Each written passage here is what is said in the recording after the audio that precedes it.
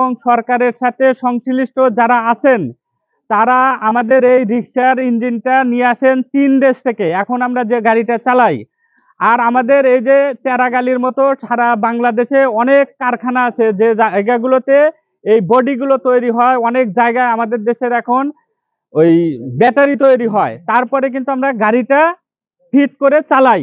এখন এই মানুষগুলো যারা এর সাথে যুক্ত, একটা মানুষ খুঁজে পাওয়া যাবে না যারা এনজিওদের কাছ থেকে, মহাজনদের কাছ থেকে ঋণ না নিয়ে একটা গাড়ি কিনতে পারছে।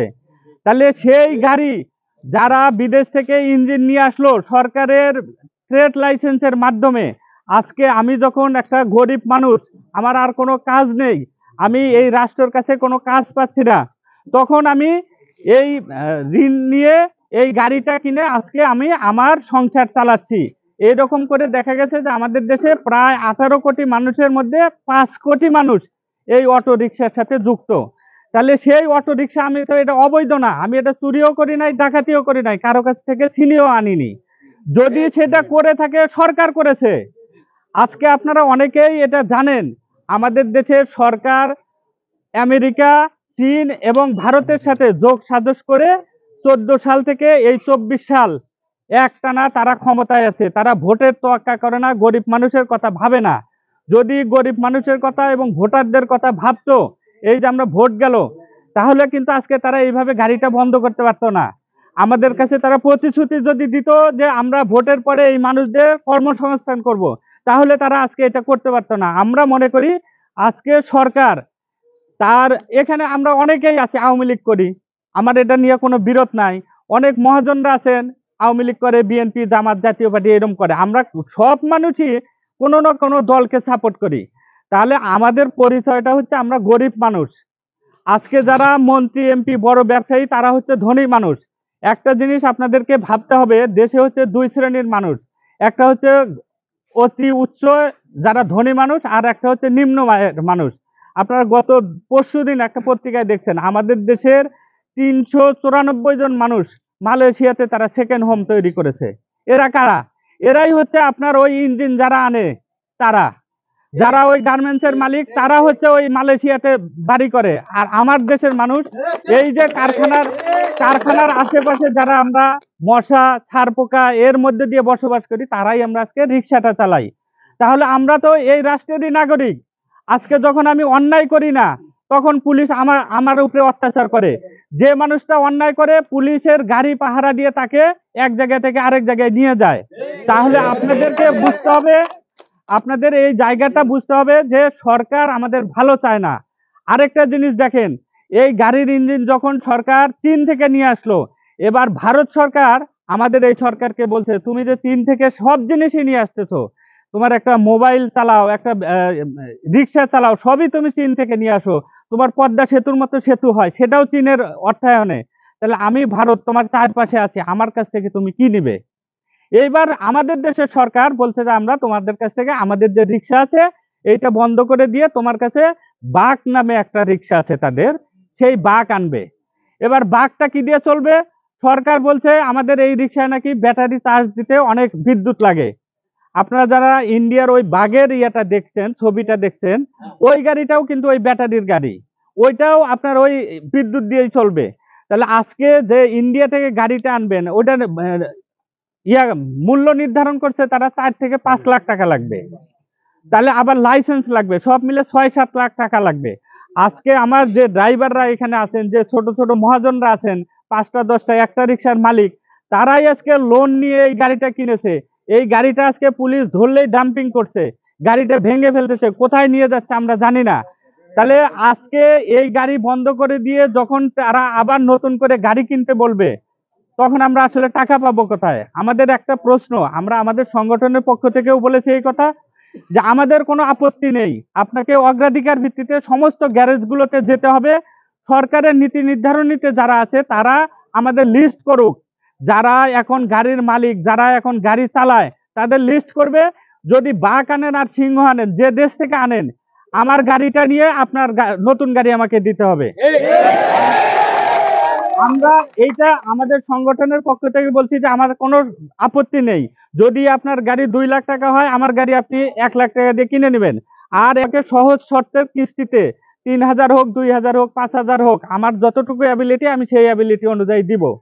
কিন্তু সরকার আমাদের এই কথা শুনছে না। আমার গাড়ি যখন নিয়ে যাচ্ছে, কোথায় নিয়ে যাচ্ছে আমরা জানি না।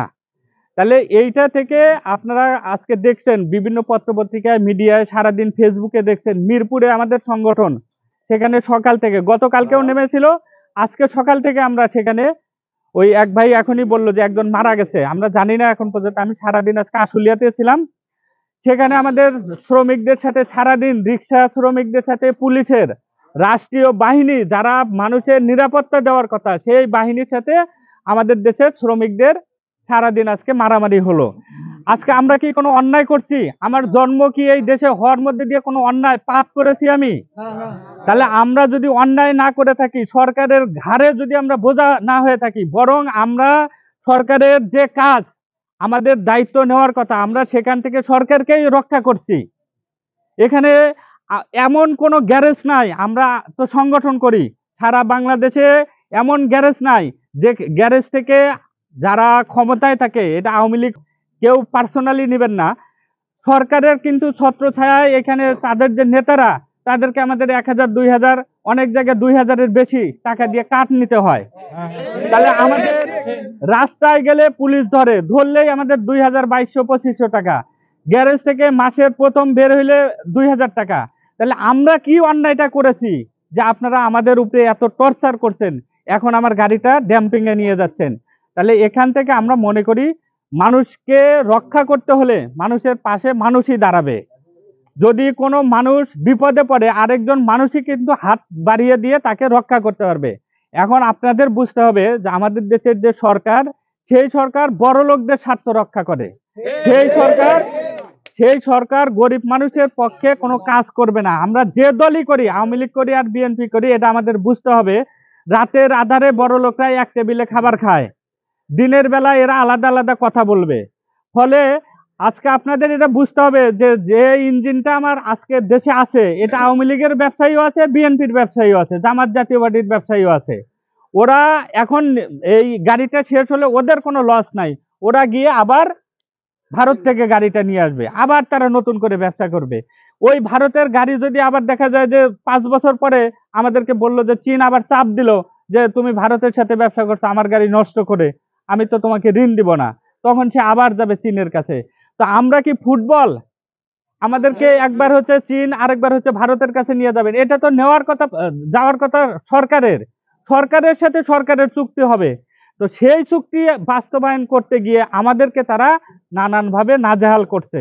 তো আমরা মনে করি এটা থেকে রক্ষা পাওয়ার জন্য এলাকায় এলাকায় আপনাদেরকে সংগঠিত হতে হবে। ওই যে একটা কথা আছে, আপনারা সবাই জানেন যে বাচ্চা না কানলে মায়ের দুধ দেয় না। তাহলে সেই বাচ্চা হচ্ছে আজকে আমরা। আমরা যদি এখানে কান্নাকাটি না করি, সরকার আপনাদের আমাদের কথাটা শুনবে না।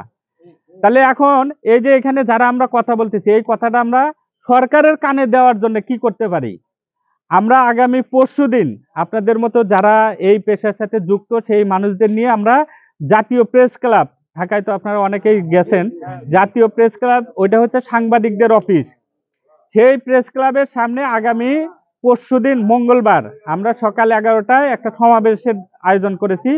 আমরা প্রত্যাশা করব আপনারা নিজ উদ্যোগেই, বিশেষ করে এখানে গ্যারেজ মালিকদের কাছে আমাদের একটা প্রত্যাশা থাকবে, এইটা আপনার দ্বারা যেমন হচ্ছে 5টা পরিবার চলতেছে, একটা দিন ওই গাড়িটা বন্ধ রেখে আপনাদের কাছে আমাদের রিকোয়েস্ট থাকবে সবাইকে নিয়ে আগামী পরশুদিন একটু প্রেস ক্লাবে আসলে আমার মনে হয় কি হবে, তার চেয়ে হচ্ছে অন্তত আমরা দেশবাসীকে জানাইতে পারবো আমাদের আকুতিটা।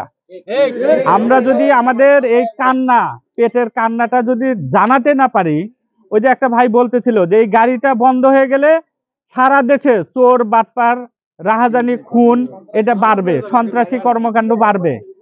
অনেক মানুষ আছে আমাদের এখানে ডিগ্রি পাস করা, এসএসসি পাস করা, আইএ পাস করা অনেক ড্রাইভার ভাইরা আছেন। আমরা যারা গাড়িতে চলি জিজ্ঞেস করি যে ভাই আপনি কি করেন, এর বাহিরে কি করছেন? ভাই চাকরি পাই নাই, 10 লাখ টাকা বাপের নাই, এখন এই 1 লাখ টাকা দিয়ে গাড়ি কিনে চালাই। তাহলে এই যে মানুষের আকুতিটা, এইটা সরকার জানে না? আমাদের দেশে আপনারা জানেন তো, যে যখন ক্ষমতায় থাকে সেই সরকার আমাদের দেশের গরিব মানুষের কষ্টটা দেখে না। কারণ হচ্ছে 40 মিনিট আগে তারা রাস্তা বন্ধ করে দেয়, একটা মানুষকেও রাস্তায় আসতে দেয় না, মানুষের যে কান্না সেটা তারা দেখে না। তাহলে এইখান থেকে আমরা মনে করি সাধারণ মানুষ যারা আমরা এখানে সমবেত হয়েছি তাদের কাছে আমাদের আকুতি থাকবে, আপনারা পরশুদিন